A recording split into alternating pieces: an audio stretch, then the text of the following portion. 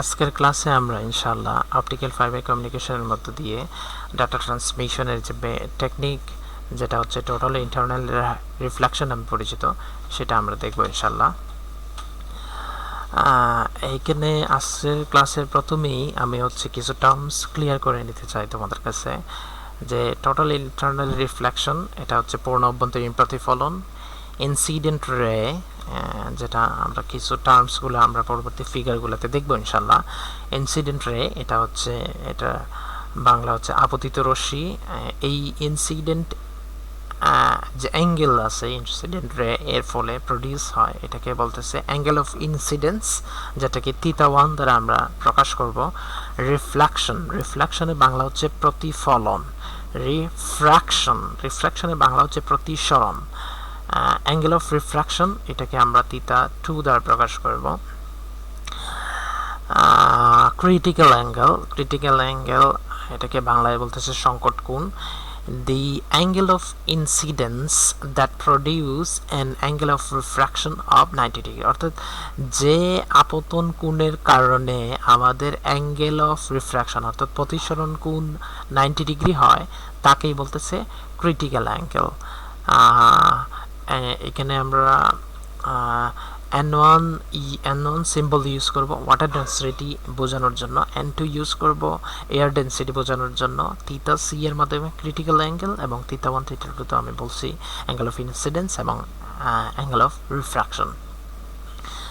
আচ্ছা, তাহলে আমরা দেখি অ্যাঙ্গেল অফ ইনসিডেন্স এবং অ্যাঙ্গেল অফ রিফ্র্যাকশন, θ1 এবং θ2, এই দুইটা অ্যাঙ্গেল সম্পর্কে আমরা দেখি ফিগারে। The refraction is the blending of the path of a light wave as it passes across boundary separating two media, অর্থাৎ রিফ্র্যাকশন বা প্রতিসরণটা হচ্ছে যে লাইট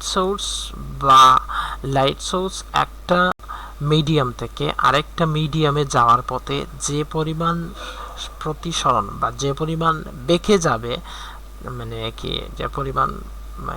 মূল লাইন যেটা আছে, যেদিকে যে লাইনে যাওয়ার কথা ছিল সেই লাইন থেকে বেঁকে যাবে, তাকেই বলতেছে রিফ্র্যাকশন। যেমন আমরা ফিগারে দেখি যে এখানে লাইট সোর্স ইনসিডেন্ট রে, অর্থাৎ এই লাইট সোর্সটা আমরা আমাদের মেইন সোর্স থেকে এই লাইটটা আসছে ইনসিডেন্ট, অর্থাৎ আপতিত হয়েছে এই রশ্মিটা। এখানে আপতন হওয়ার পরে ফর এক্সাম্পল আমরা এটাকে ধরে নিই যে এটা এয়ার মিডিয়াম এবং এটা হচ্ছে ওয়াটার মিডিয়াম। তাহলে এয়ার মিডিয়াম থেকে আমাদের লাইট সোর্সটা ওয়াটার মিডিয়ামের বাউন্ডারি লাইনে আপতন হওয়ার পরে এই লাইট সোর্সটা সোজা এই বরাবর যাওয়ার কথা ছিল, কিন্তু সে এই বরাবর না গিয়ে সামান্য একটু লাইট সোর্সটা বেঁকে গেছে। তাহলে এই যে আমরা নর্মাল যে পারপেন্ডিকুলার লাইন যদি কল্পনা করি, এই লাইনের সাথে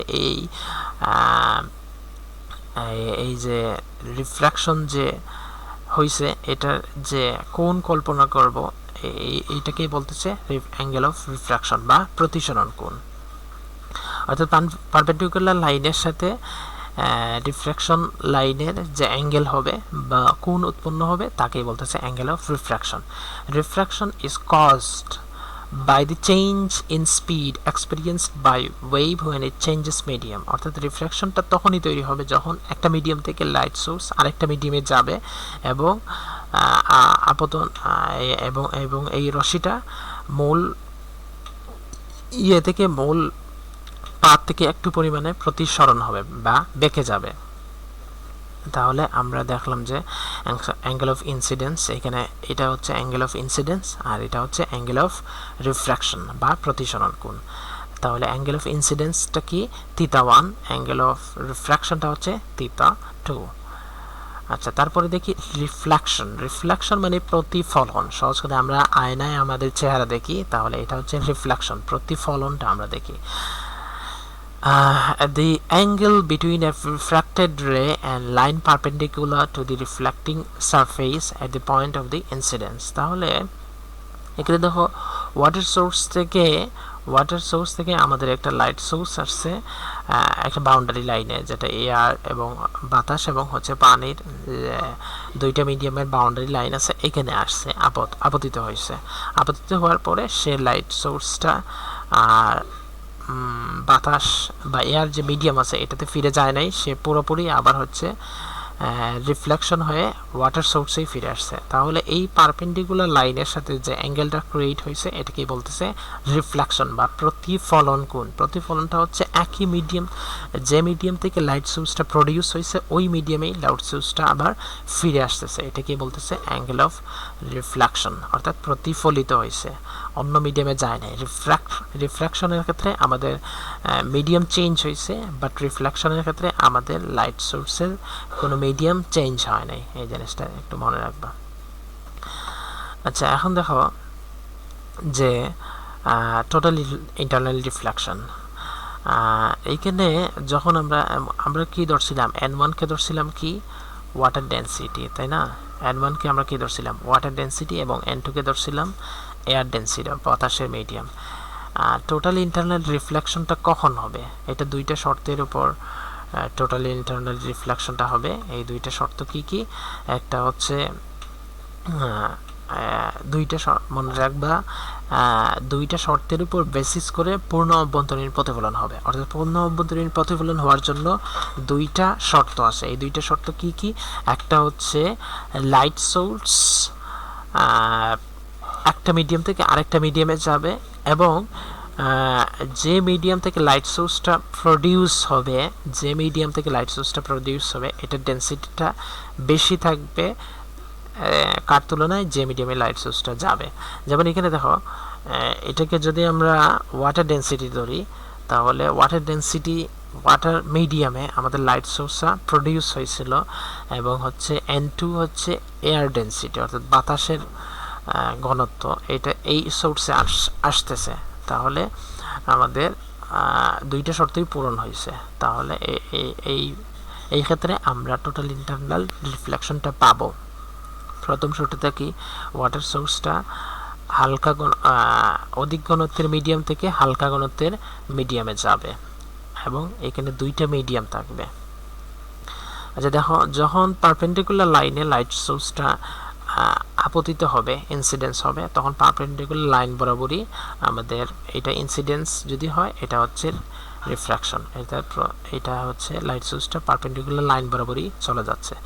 কিন্তু আমাদের যখন লাইট সোর্সটা একটু অ্যাঙ্গেল হয়ে প্রডিউস হবে, সামান্য একটু বেঁকে আমাদের বাউন্ডারি লাইনের উপর আপতিত হবে, তখন লাইট সোর্সটা সামান্য একটু বাঁকছে। এই দেখো, লাইট সোর্সটা সোজা যায় নাই, সে সামান্য একটু প্রতিসরিত হয়ে গেছে।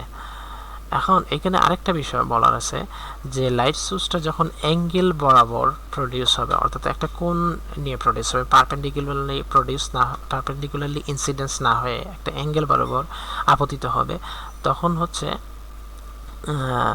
কিছু লাইট ওই মিডিয়ামেই ফিরে আসবে এবং কিছু লাইট যে মিডিয়ামে গেছে, অর্থাৎ এখানে দেখো, এটা যদি আমরা কল্পনা করি পানি মাধ্যম, তাহলে পানি থেকে আমাদের এই যে লাইট সোর্সটা যেটা আসছে, এটা পানি এবং বাতাসের বাউন্ডারি লাইনে আপতিত হয়েছে। আপতিত হওয়ার ফলে 70% লাইট চলে গেছে বাতাস মাধ্যমে এবং 30% লাইট দেখো আবার একই মাধ্যমে ফিরে আসছে, অর্থাৎ পানিতেই আবার ফিরে আসছে। এবং এখানে দেখো সামান্য একটু প্রতিসরিত হয়ে তারপরে হচ্ছে আমাদের লাইট সোর্সটা বাতাস মাধ্যমে চলে গেছে। এখানে দেখো এটা স্পষ্ট হয়েছে এই ফিগারটাতে। যেমন আমাদের অ্যাঙ্গেল অফ ইনসিডেন্স এইখানে হচ্ছে একটু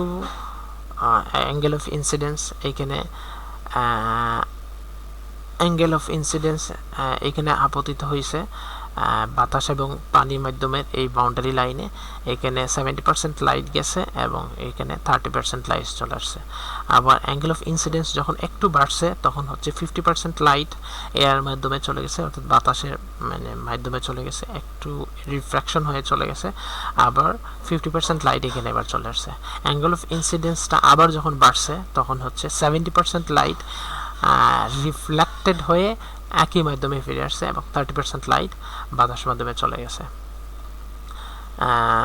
আচ্ছা, অ্যাঙ্গেল অফ ইনসিডেন্সটা আবার যখন বাড়ছে, আরও পরিমাণ বাড়ছে, এইটুকু থেকে আরও পরিমাণ যখন বাড়ছে, এমন একটা অ্যাঙ্গেল অফ ইনসিডেন্স প্রডিউস হয়েছে যার জন্য কোনো লাইটই রিফ্লেক্টেড বা রিফ্র্যাক্টেড হয়ে যায় না, অর্থাৎ প্রতিসরণ হয় নাই, প্রতিফলন হয় নাই, বাউন্ডারি লাইন বরাবর ইয়েটা চলে গেছে, আমাদের রশিটা চলে গেছে, অর্থাৎ ইনসিডেন্স অ্যাঙ্গেলটা বাউন্ডারি লাইন বরাবর চলে গেছে, এখানে 90 ডিগ্রি অ্যাঙ্গেল প্রডিউস হয়েছে। এটাকেই বলতেছে অ্যাঙ্গেল অফ রিফ্লেকশন থিটা 2, অর্থাৎ অ্যাঙ্গেল অফ ইনসিডেন্স এমন একটা অ্যাঙ্গেল অফ ইনসিডেন্স যেটার জন্য আমাদের 90 degree angle of refraction 90 degree angle produce হয়েছে, সেটাকেই বলতেছে ক্রিটিক্যাল অ্যাঙ্গেল। অর্থাৎ সংকট কোণ হচ্ছে এমন একটা কোণ যার জন্য আমাদের প্রতিসরিত রশ্মি 90 ডিগ্রি প্রডিউস হয়। তাহলে the angle of incidence is angle of incidence that produce and angle of refraction, অর্থাৎ প্রতিসরণ কোণ 90 ডিগ্রি প্রডিউস হয়েছে। আচ্ছা, এই সংকট কোণের চেয়ে, এই যে সংকট কোণ আছে, এই সংকট কোণের চেয়ে আমাদের যদি অ্যাঙ্গেল অফ ইনসিডেন্সটা আরেকটু পরিমাণে বেড়ে যায়, তাহলে আমাদের কোনো রশ্মি অপর মাধ্যমে ফিরে যায় না। যেমন বাতাস মাধ্যম থেকে, পানি মাধ্যম থেকে আমাদের এই যে অ্যাঙ্গেলটা, এখান থেকে লাইট সোর্স প্রডিউস হয়ে আমাদের কি আসছে, সংকট কোণের চেয়ে বেশি কোণে আপতন হয়েছে, কিসে, বাউন্ডারি লাইনে। তাহলে আমাদের কোনো আলোক রশ্মি বাতাস মাধ্যমে ফিরে যায় নাই, তা পুরোপুরি ফিরে আসছে কিসে, পানিতে ফিরে আসছে। এটাকেই বলতেছে টোটাল ইন্টারনাল রিফ্লেকশন। অর্থাৎ সংকট কোণের চেয়ে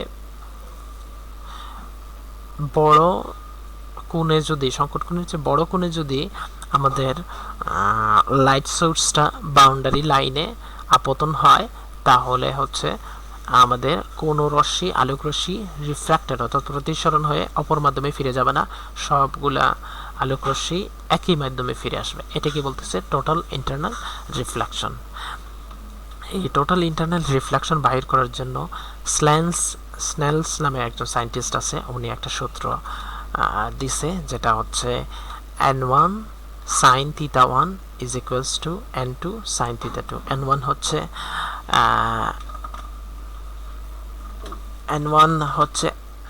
একটা মিডিয়াম, যে মিডিয়াম থেকে লাইট সোর্সটা প্রডিউস হবে, সেই মিডিয়ামের ডেনসিটি বা ঘনত্ব, sin θ1 হচ্ছে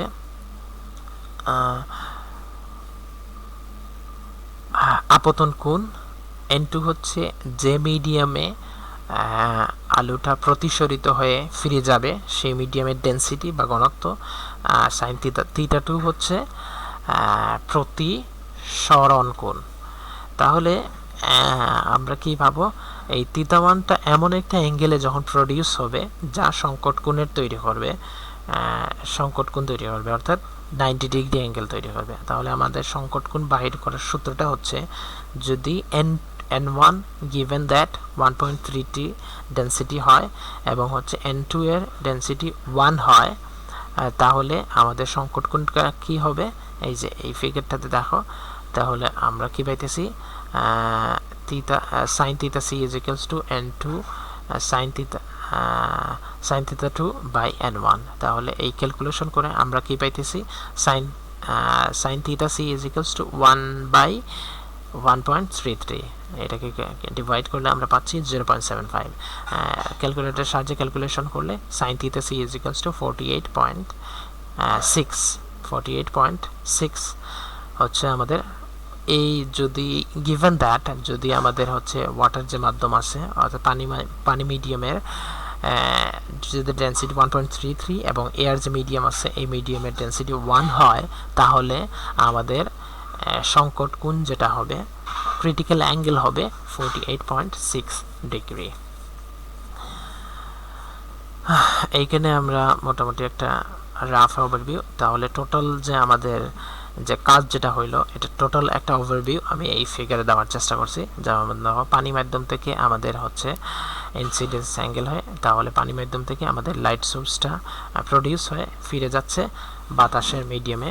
তাহলে এখানে হচ্ছে এই আপতন কোণটা এখানে ক্রিটিক্যাল অ্যাঙ্গেল হয়ে গেছে। ক্রিটিক্যাল অ্যাঙ্গেলের এমন একটা অ্যাঙ্গেল যেটার কারণে আমাদের রিফ্লেক্টেড বা প্রতিসরণ কোণ 90 ডিগ্রি হয়ে গেছে। এই প্রতিসরণ কোণ, এই অ্যাঙ্গেল θc অ্যাঙ্গেলটা হচ্ছে 48.6 ডিগ্রি। এই অ্যাঙ্গেলের চেয়ে আমাদের ইনসিডেন্স অ্যাঙ্গেল যদি বড় হয়, তাহলে আমাদের কোনো আলোক রশ্মি রিফ্লেক্টেড বা প্রতিসরণ হবে না, সম্পূর্ণ আলোক রশ্মি একই মাধ্যমে আবার ফিরে আসবে। এটাকে বলতেছে টোটাল ইন্টারনাল রিফ্লেকশন।